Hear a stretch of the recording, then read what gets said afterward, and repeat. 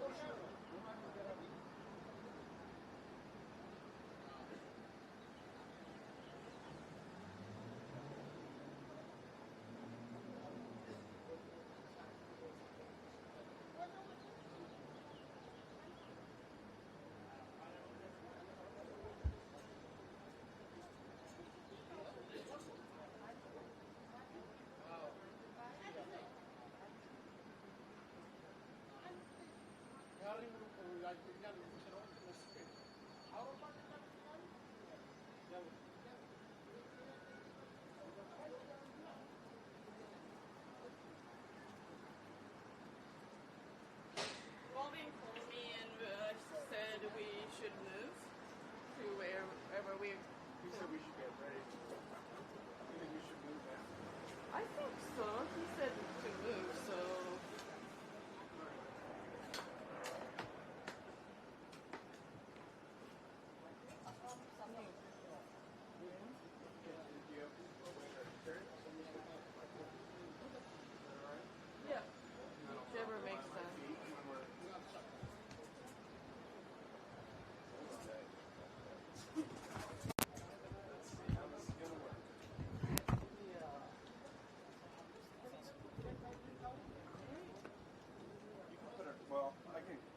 can move this too, I can carry this.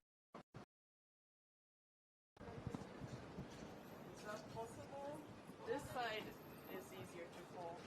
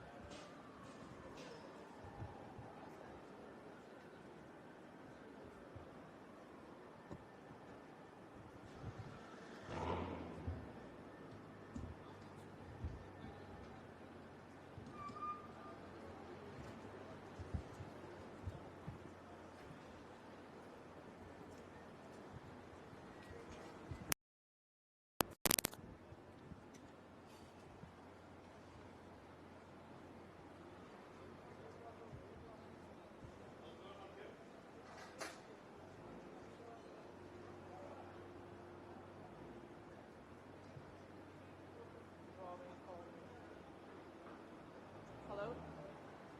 Wait.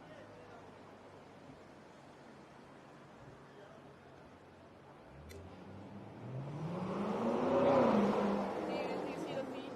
I think we set at the location we think is the best.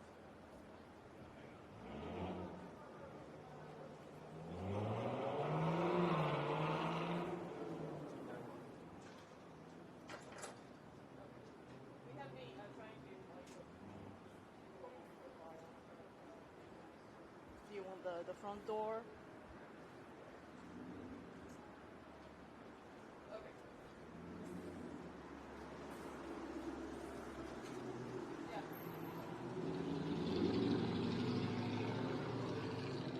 Okay, got it. Yeah. Okay. Hold the shot that you're gonna distract me this way.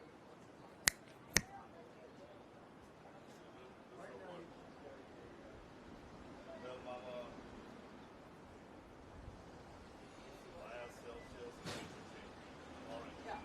This one. No, don't worry, I'll get it. No, I'll get it. Celsius orange. Okay, got it.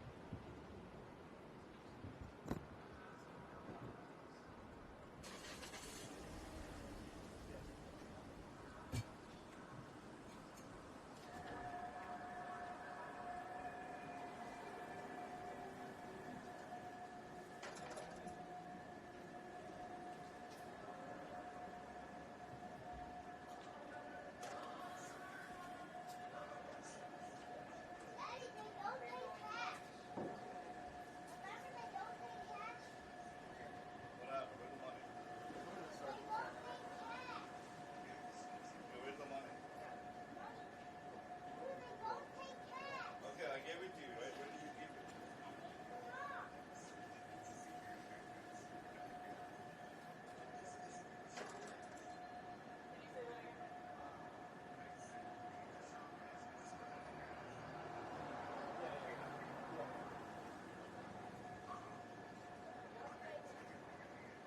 You want me to hold the iPad?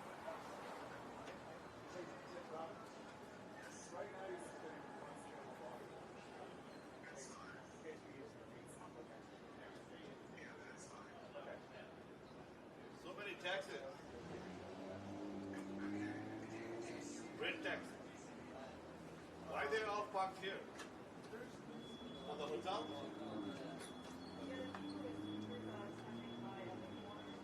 How many rooms do you have?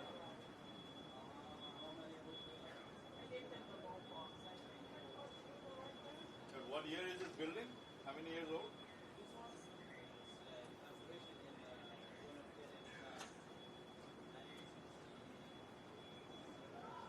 Man. Great. Huh? The best hotel. I love the Waldorf Astoria. It used to be the Trump. That's why I went there. Huh? Alright, where's the cash?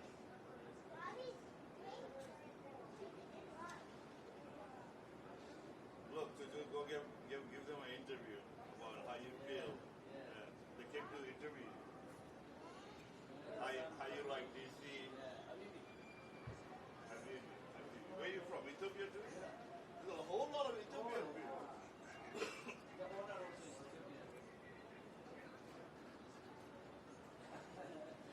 Really? I will be surprised because my client in New Carrollton, Maryland. How far is New Carrollton from here?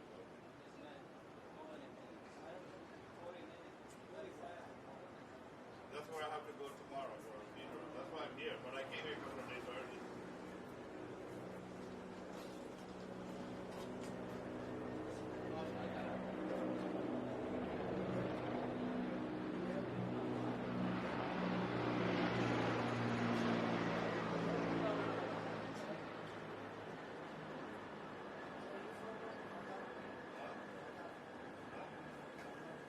No, I'm from Bangladesh.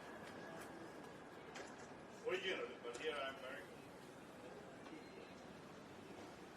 25 years. 26 years. Atlanta, Georgia. Right here. No, I live in a place called Mining. Near Bucket. Yeah, near Bucket. Like 15 minutes, 10 minutes. Huh? Atlanta now is Indian people too. Atlanta, Chicago. Atlanta probably is hot, yeah. All the taxis.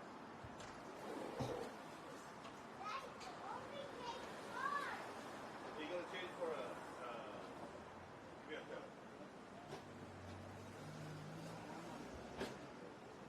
Awesome. Sure you went. That's why you have all these things left over.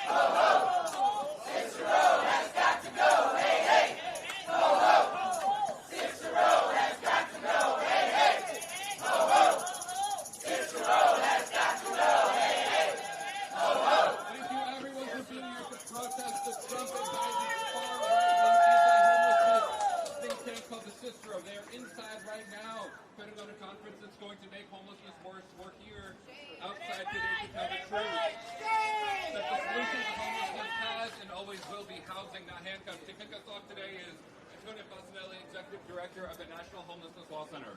Hey, everybody!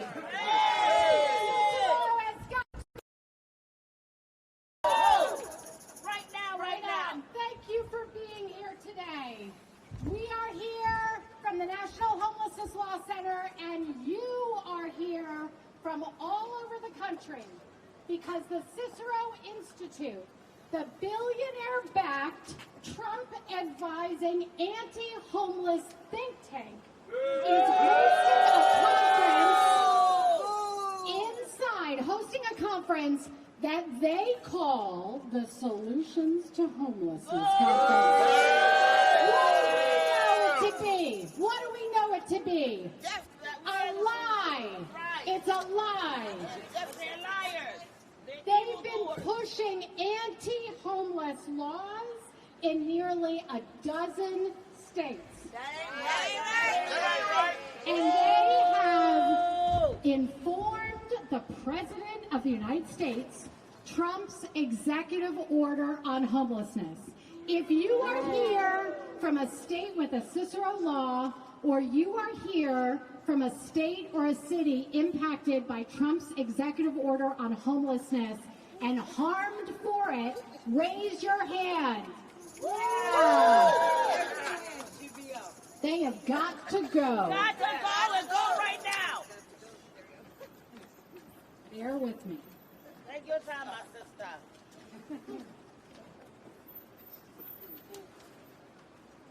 Now, we know the Cicero laws and the executive order do not address homelessness because they do not provide for housing. That's right. What do these laws do? Hurt us. They criminalize homelessness. They punish unhoused people. That is not right. They want to lock you up and put you in hospitals against your will, and they want to force treatment on you whether you want it or not. That's right. And just a few days ago, in Louisiana, they passed a law that will force unhoused people into jail and unpaid labor. That's not right. Louisiana.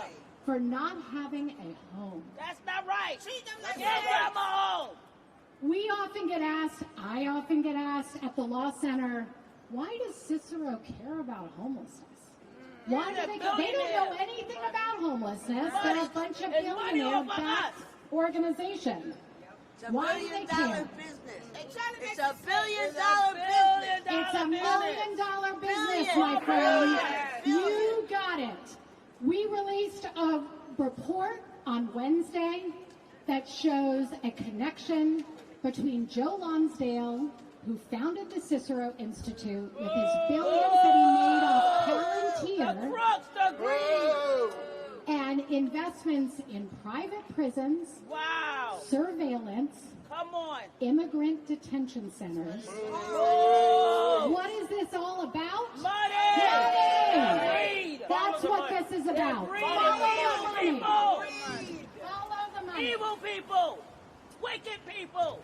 Let me tell you, when I first saw that connection, I said, what? And then I said, oh yeah, it's about the money. That's really what this is. Always about the money. This is not a policy debate about how to end homelessness. This is someone who plans or intends or maybe stands to get rich off of the line of unhoused people who do not have any money. That's not right. That's it. Right now, they're holding a lunchtime plenary on solutions to homelessness. Let me tell you something. We don't need a fancy hotel and a lunchtime plenary to explain what is causing homelessness. We need housing and we need services. What do we need? We need housing. We need services. What do we need? Housing. We need politicians to stand up for people who just need food, homes, services, and to live their lives in this country. Right. And that's why we need you all in this fight with us. Let's be clear.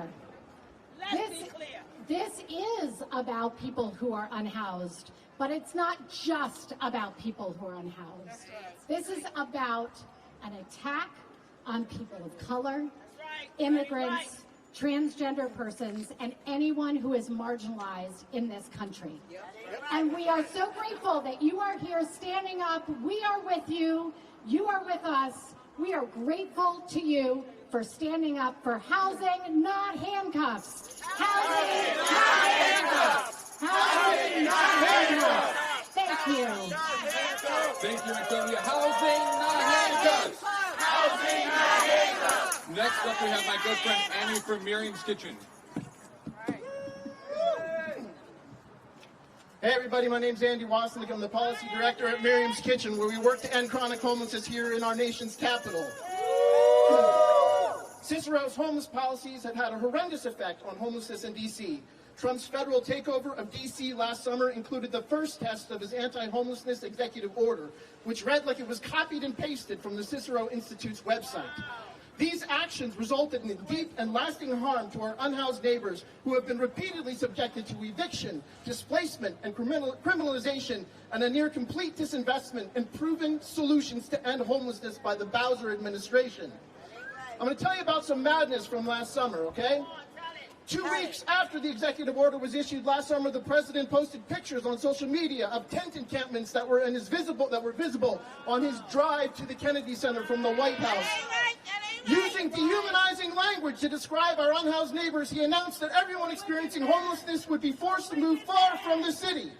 Never mind that the vast majority of people unhoused in this city were born in this city. Never mind that many of them work. And never mind that many of them were veterans that served this country. That's right. They haven't forced folks out yet. But here's what happened after one man's social media rant. Immediately, attention turned to the pictured encampments. The largest of them, consisting of about a dozen tents, was scheduled for clearing 4 days later. The smaller ones given 48 hours to relocate. Meanwhile, the Park Service, which had already been doing efficient work evicting everybody off of federal land in the city, cleared the last remaining tents from Rock Creek Park by the end of the week as well. And then, federal police force was deployed to clear away all visible evidence of homelessness. I was in Washington Circle that first night on a Thursday when more than a dozen FBI officers in fatigues walked into Washington Circle, where some of the last remaining tents in the city stood. It was an absolute surreal moment. The city had already given those encamped 8 to 10 residents notice that they had to be cleared by the following Monday. Outreach workers and mutual aid folks were on hand. City officials and the press showed up. Trash trucks showed up. The feds wanted to clear them right there on the spot. They haggled in front of the press over could they stay until Monday or do they go right away? And the city prevailed to let them stay until Monday. However, what happened next was, while that was going on, they were firing the chief of police. And so early the next morning, after they had told all the outreach workers that they would be back at night and everybody was scheduled to work the evening, they came in the morning. MPD under federal control and the DPW, they cleared up all of those tents. They moved dozens of people from outside of New York Avenue Church, and it all happened in like 15 to 30 minutes. It was lightning fast and lightning quick. And that's authoritarianism for you folks. They don't care about you. They don't care about your story or your circumstances.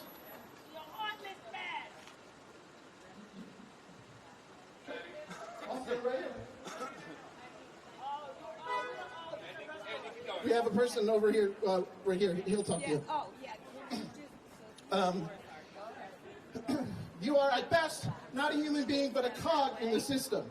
Since then, the city has taken a no-tolerance stance on tents. If you pop a tent, they will take it. And the definition of what's an encampment has gotten to be lesser and lesser. We just witnessed a woman being cleared from a bench across the street from our gathering place today, an elderly woman who had taken up space on a public park bench.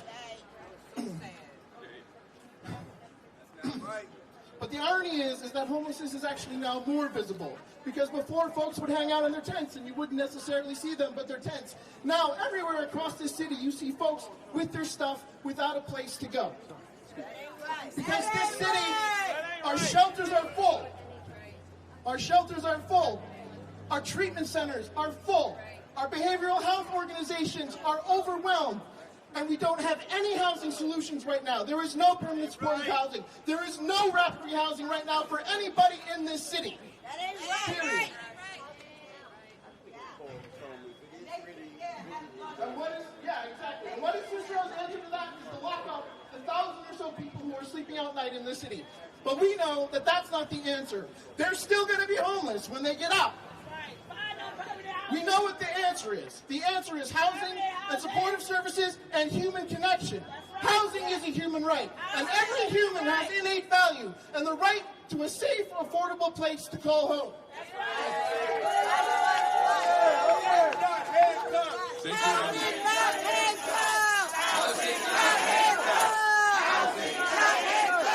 Someone just came. They left the conference to tell us what's going on. And Cicero is in there saying that prisons are part of the social safety net. As a reminder, Joe Lonsdale, Cicero's founder, is good buds with the private prison industry, so it's all starting to make sense. We're going to pause for a quick song chant break. Neighbor, neighbor, can't you see? Neighbor, neighbor, can't you see? Housing right to what we need. Housing right to what we need. Neighbor, neighbor, can't you see? Neighbor, neighbor, can't you see? Housing right to what we need. Housing right to what we need. Corporate greed has got to go. Corporate greed has got to go.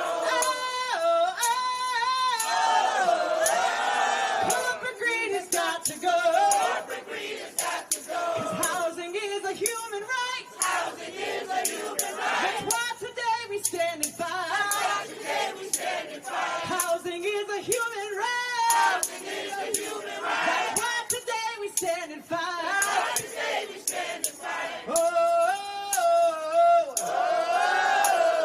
Cicero has got to go. Cicero has got to go. Cicero has got to go. Cicero has got to go. Thank you. Next up, we have Reverend Liz Theo-Harris from the Cairo Center. Good morning. Good afternoon.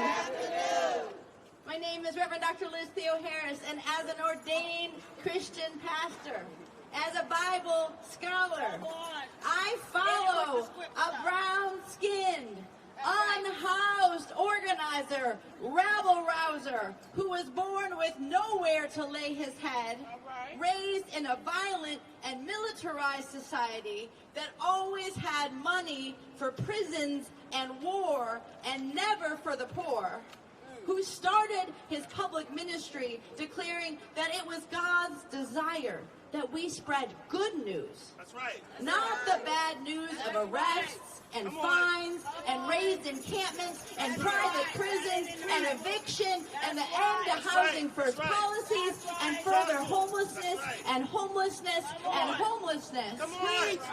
We're to spread good news to those who have been made poor by policy and injustice. I follow this Jesus who traveled around the land challenging powers and principalities who were legislating evil, preying on homeless mothers and children. This Jesus who never once said that God's abundance is going to trickle down from the rich to the rest. That's right.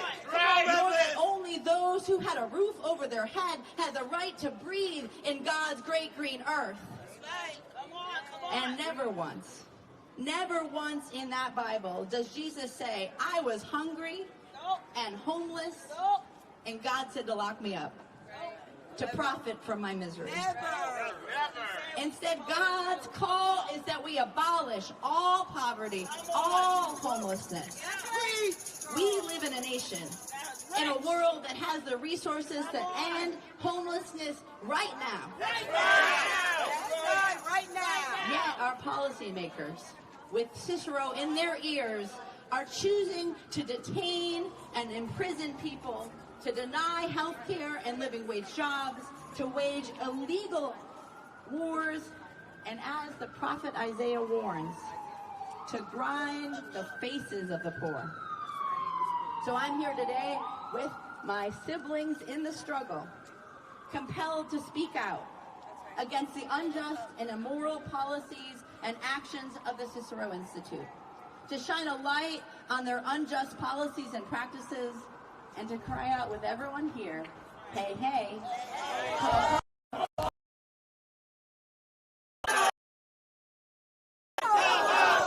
Cicero has got to go, hey, hey. Oh, oh. Cicero has got to go, hey, hey. Oh, oh. Cicero has got to go, hey, hey. Oh, oh. Cicero has got to go, hey, hey. Oh, oh. Cicero has got to go, hey, hey. Oh, oh.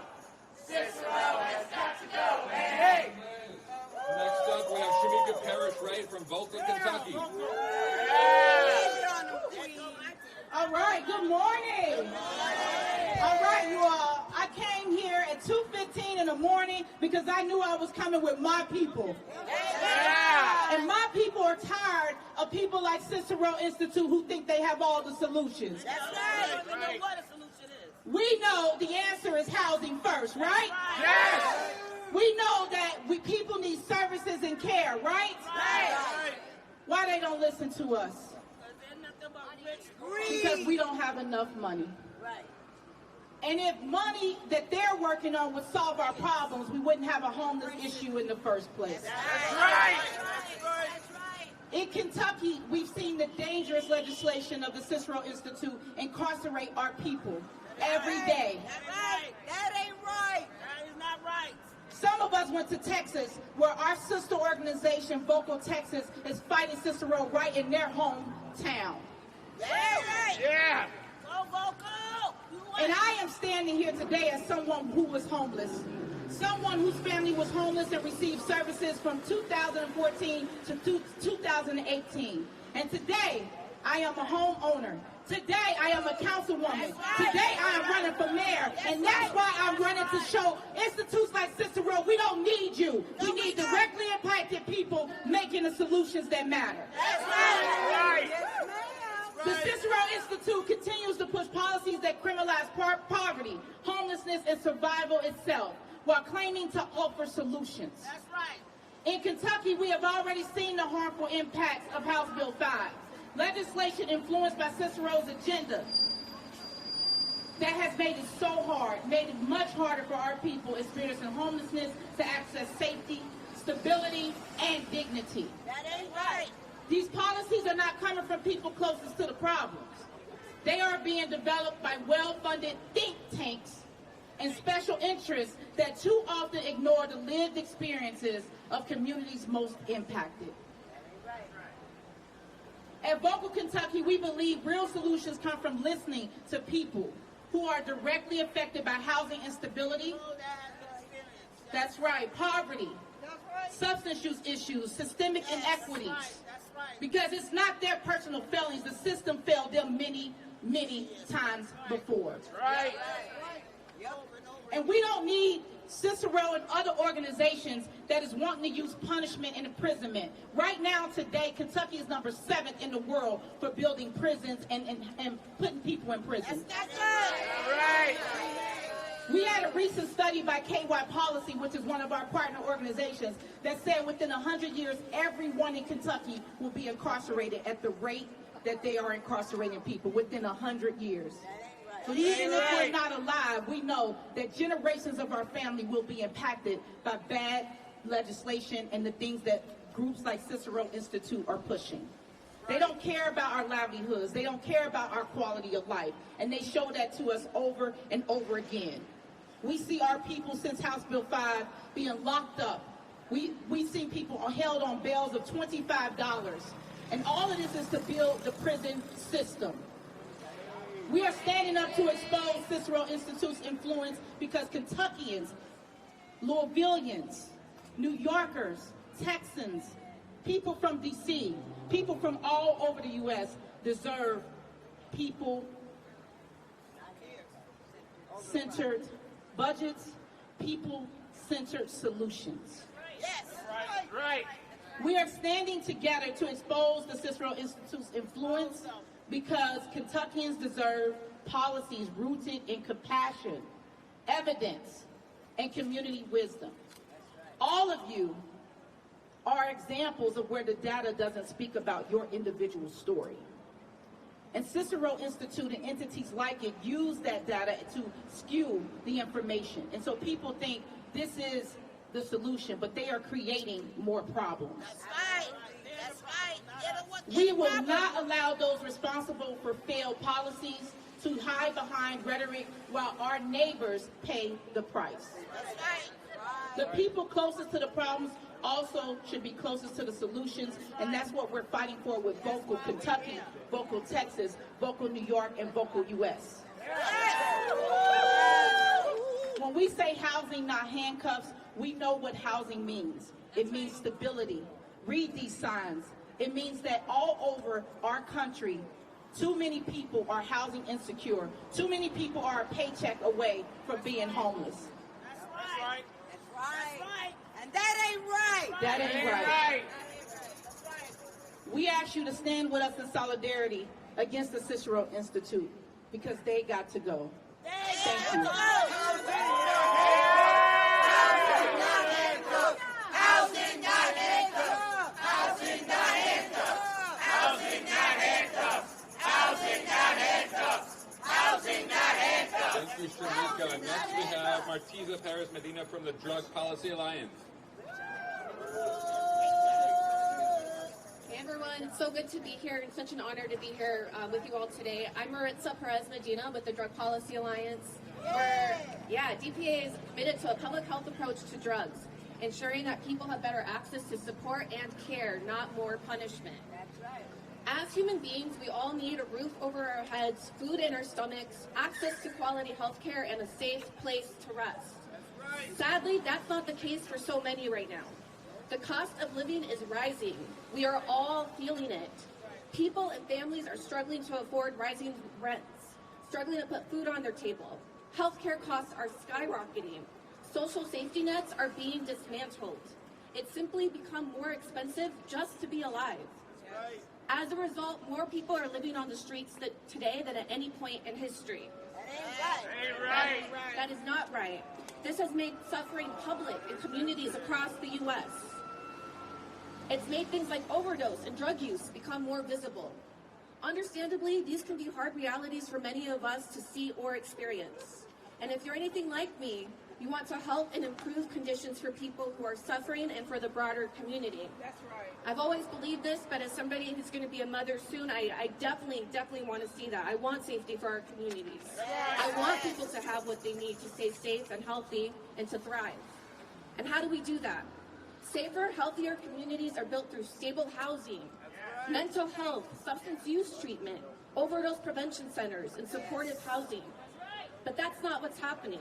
Instead, federal funding is being cut for those proven solutions to overdose and homelessness.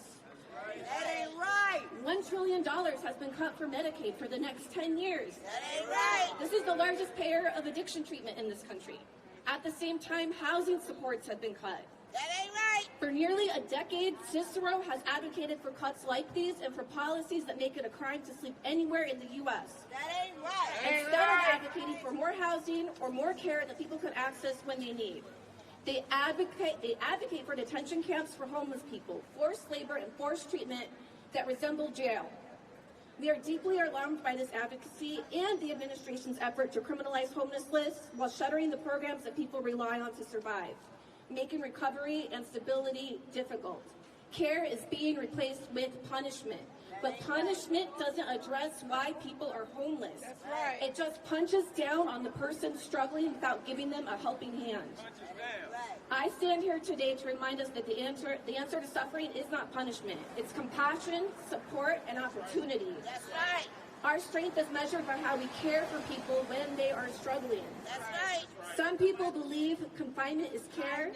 I believe care makes sure people can afford housing, access health care, receive treatment and support, and get help before they end up on the street. That's right. If someone you loved became homeless tomorrow, which kind of care would you choose? That's right. Let's stand together and unite to build a future where everyone has the housing, health care, and support they need to survive and thrive. Thank you so much, y'all. We've got to get loud. Right now, a senior official from the Trump administration is speaking about the cuts they want to make to housing and homelessness services. We got to drown them out.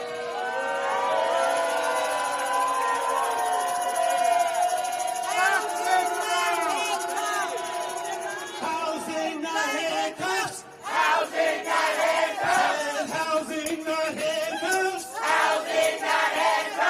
Housing not handcuffs. Housing not handcuffs. Housing not handcuffs. Housing not handcuffs. Housing not handcuffs. Housing not handcuffs. Housing not handcuffs. Housing not handcuffs. Housing not handcuffs. Housing not handcuffs. Housing not handcuffs. Housing not handcuffs. I said housing not handcuffs. Housing not handcuffs. Housing not handcuffs. Housing not handcuffs. Housing not handcuffs. Housing not handcuffs. Make some noise! Rise up, come on and rise up. Rise up, come on and rise up. Rise up, we're gonna rise up. Rise up, we're gonna rise up. I said rise up, we're gonna rise up. Rise up, we're gonna rise up. Rise up, we're gonna rise up. Rise up, we're gonna rise up. We ain't gonna let nobody turn us around. We ain't gonna let nobody turn us around. Because the people united will stand our ground. Because the people united will stand our ground. We ain't gonna let nobody turn us around. We ain't gonna let nobody turn us around. Because the people united will stand our ground. Because the people united will stand our ground. Make some noise! Make some noise!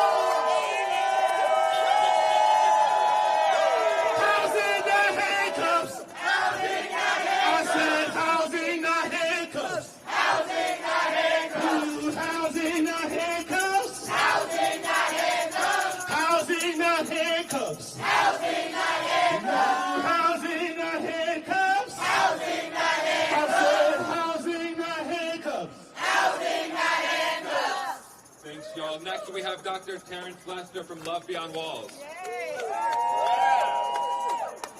Talk nice and loud.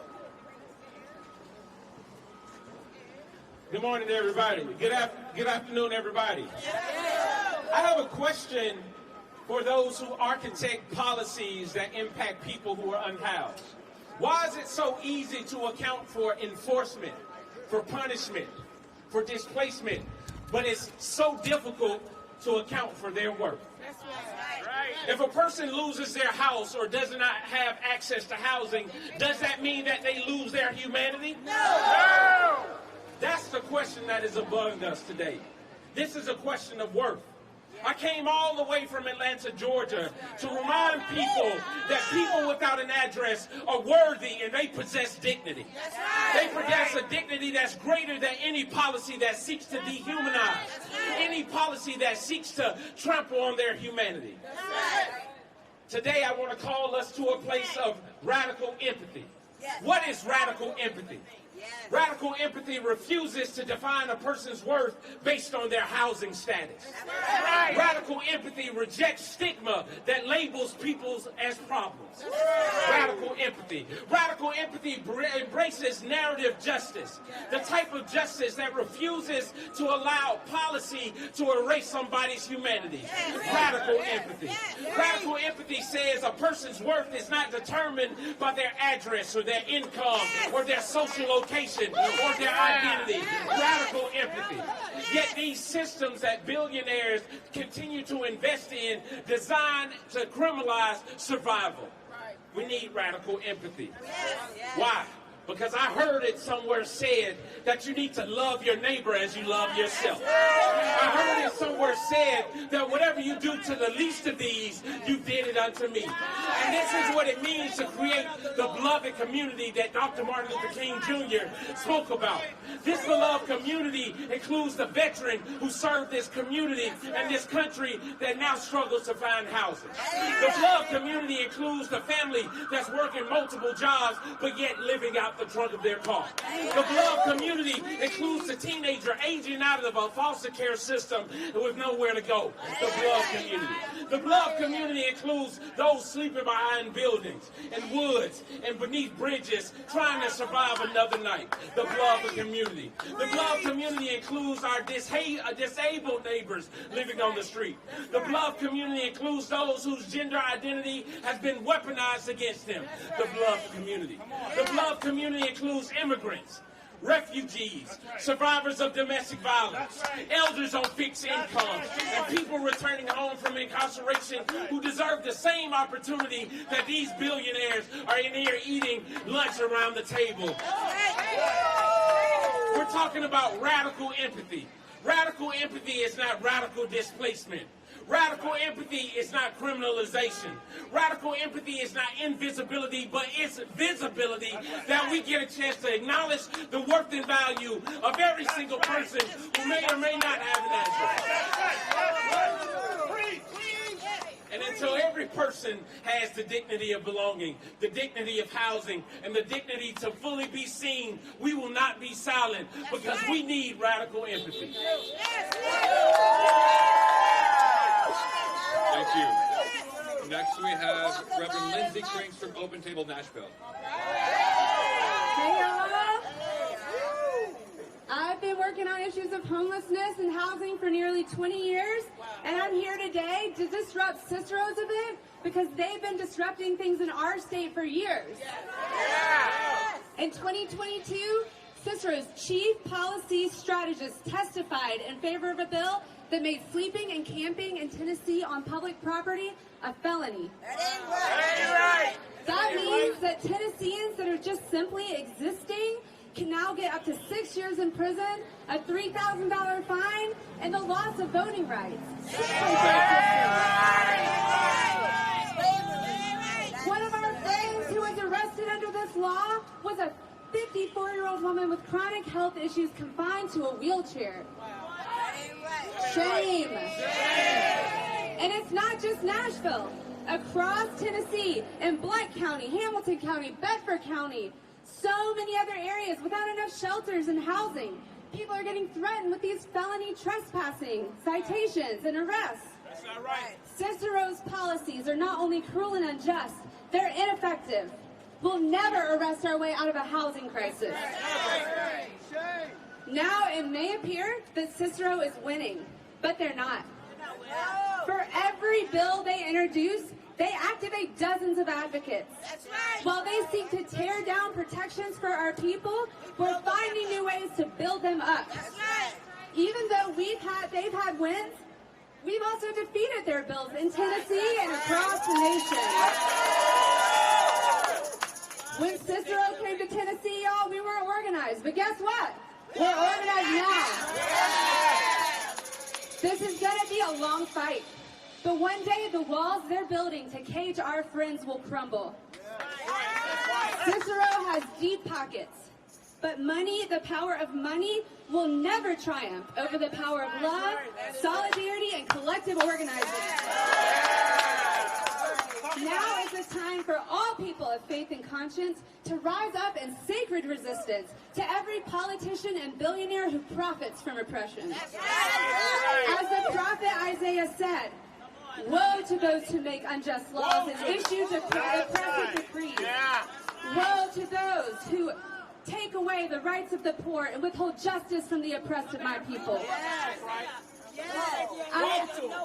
In my tradition, we do a little something called litany, which is a call and response. So I'm going to ask for your help with something, and a litany of resistance.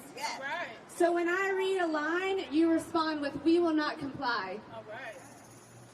With the business of criminalization, we will not comply. With all who profit from mass incarceration and mass surveillance. We will not comply. With the dissemination of hatred and lies. We will not comply. With the hoarding of billions. We will not comply. With the dismantling of rights.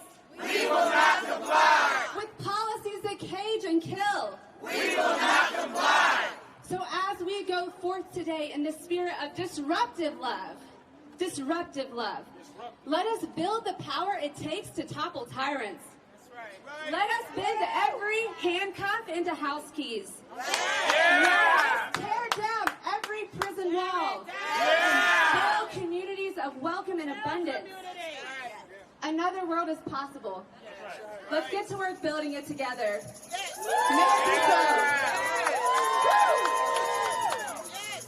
Thank you, Lindsay. Next, we have Jennifer Mathis from the Bazelon Center for Mental Health Law. Thank you. Good afternoon. I am here from the disability community. We are also impacted by these policies, and we are with you. That's right. I have represented people with mental health disabilities for more than 30 years. During that time, we have made so much progress in giving people with disabilities housing and services that work, treating them like human beings with dignity, choice, and self-determination, supporting them to have the same kinds of lives as everybody else. That's right. And now, for the first time in decades, we are facing an effort to take down everything we have built over decades that supports people with disabilities to live in their own homes and communities. Not warehoused in institutions, not cycling between the street, the shelter, the emergency room, the psych hospital, and the jail. Housing that works for people with significant mental health disabilities and substance use disorders is not some radical left pie-in-the-sky idea. Let me remind you who first advanced this idea on a national scale. It was George W. Bush's housing czar, who first promoted housing that's not conditioned on someone's ability to comply with treatment. Right. Housing that doesn't put someone back on the street the minute they experience a problem. Housing that doesn't take people with the greatest needs and toss them aside because of those very needs. Right. That's right. Because when people need to figure out where they're going to sleep at night, how they're going to be safe, and where their next meal is coming from, the last thing they're going to focus on is dealing with mental health services. Right. That can only happen when someone is housed. That's right. That's right. This approach had bipartisan support over decades through administration after administration. Why? Because it works. Right. It works incredibly well. So why is the federal government trying to walk away from policies that we know work, that are better for people's lives, and that are cheaper than the alternatives, and pushing to get rid of the critically important disability rights groups that have worked since the 1980s to represent and advocate for people with mental health disabilities, to keep adults and children in their own homes and communities, Right. help children stay at home with their families, Right. help people with disabilities get and keep jobs and stay housed. Right. We cannot afford to let this happen. We cannot allow people's lives to be destroyed while we go back to the same failed policies that we moved away from for good reason. We know from decades of experience what works and what doesn't. The evidence could not be clearer. Housing that is not conditioned on treatment works. Abandoning that approach will not help people stay housed. It will not help people with their mental health. Because the best way to get people the help they need are to ensure that they are housed. Thank you. All right, friends, we have went down to the rich man's house. Can you repeat after me? I went down to the rich man's house. Oh, I took back my humanity. I took back my humanity. Oh, I went down to the rich man's house. I went down to the rich man's house. Oh, I took back what he stole from me.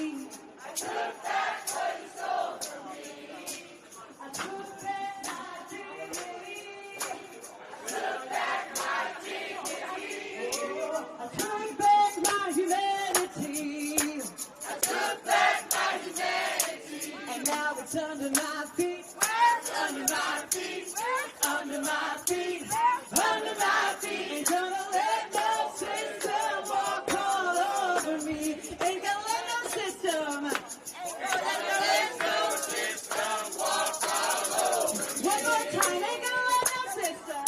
Ain't gonna let no system walk all over me. Thank you. Next up is Donald Whitehead from the National Coalition.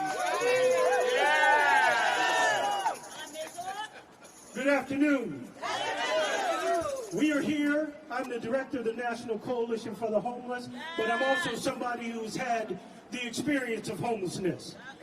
And I want you today to understand why we're here. The Cicero Institute is wreaking havoc across this country, pushing communities to embrace the criminalization of homelessness instead of investing in real solutions. At this very moment, this administration dismantles the safety net by slashing housing, health care, food assistance, and services for the poor.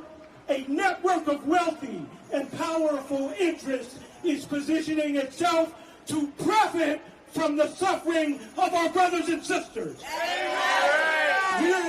These people, our brothers and sisters, are being forced into homelessness by one of the most destructive public policy agendas in modern history.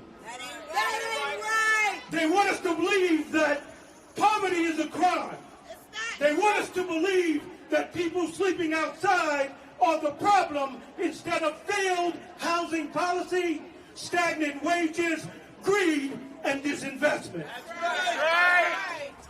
They want us to accept a society where handcuffs replace housing, where jails replace treatment, and where human misery becomes a business model. But we reject that vision. Cicero does not belong in our communities because their ideas are not mainstream American ideas. They are not American values. Cruelty is not an American value. Punishing poor people is not an American value. Turning racism, ableism, and sexism into mechanisms for accumulating wealth is not innovation, it's exploitation. And let us be clear, criminalization has never solved homelessness anywhere in this country. It simply hides human suffering while making it worse. Every dollar spent arresting, jailing, finding, and punishing people from block to block could instead be spent on housing, mental health care, addiction treatment, outreach services, and prevention. We know it works. Housing works.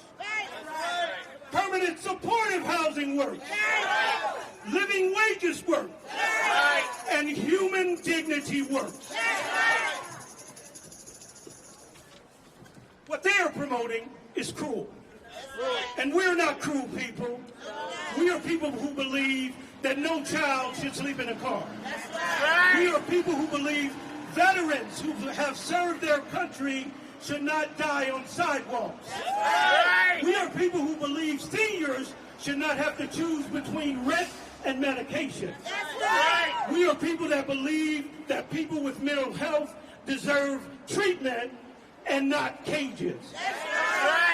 So let these policies go back to Texas and then to the junk heaps of history where they belong. Alongside every other failed attempt to punish poverty out of existence. Because history will not remember those who have criminalized suffering.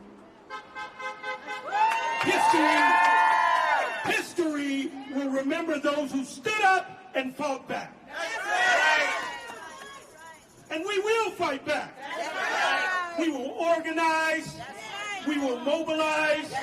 We will vote. We will march. And we will build coalitions across this country led by people with lived experience The people closest to the problem are closest to the solution. This is not just a fight about homelessness. This is a fight about what kind of country we want to be. A country driven by fear and punishment, or a country grounded in dignity, justice, and compassion. Yesterday, the National Low-Income Housing Coalition, and excuse me for dropping this, the National Coalition, the National Law Center actually published a report, and it got deep into the truth. The links between the criminalization of homelessness and the private prison's interest, exposing how policies that target unhoused people also feed systems that profit from punishment instead of solving the housing crisis.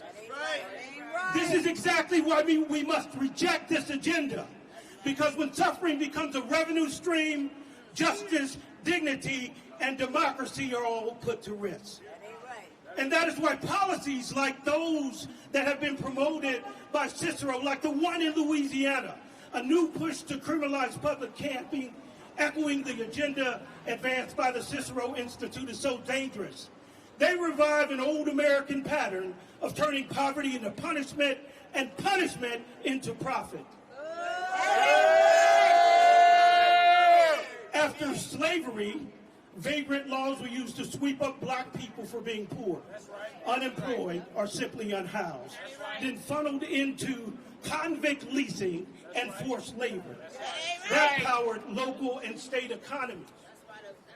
We can't ignore that today's policymakers once again try to make human survival a crime and call it public policy. I still believe compassion is stronger than cruelty.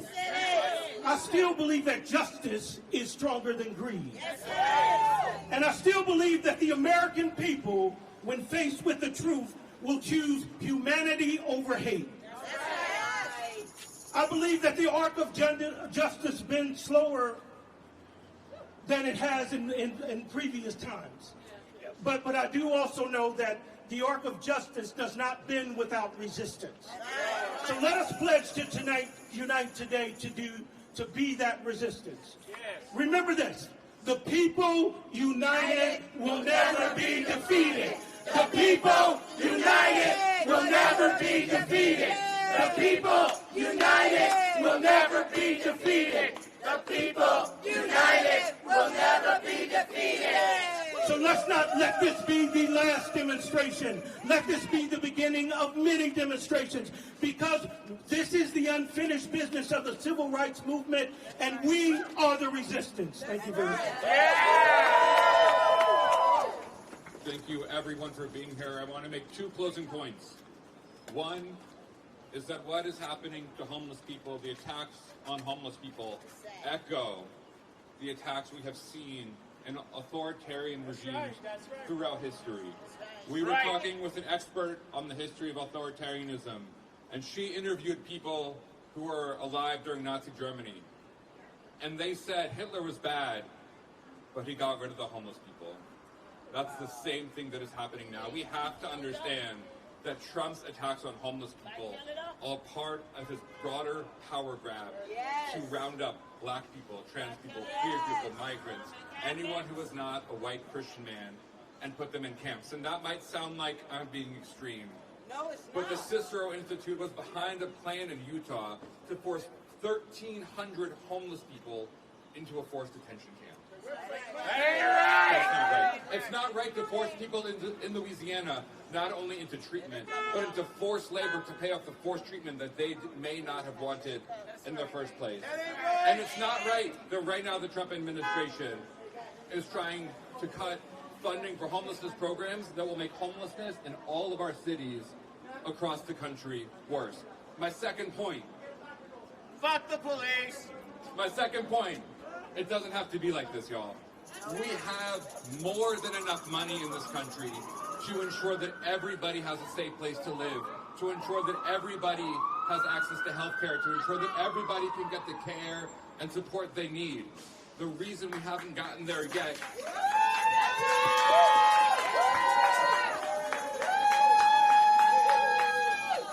because the same billionaires behind the the Cicero Institute are shaping White House policy, not just on homelessness, but through Palantir, through surveillance contracts, through cutting the social safety net.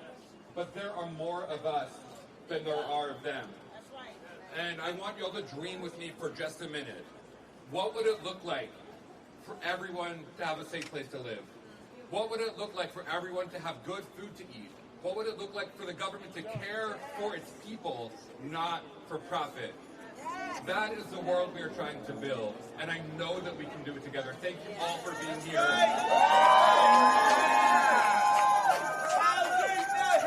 Please join our movement.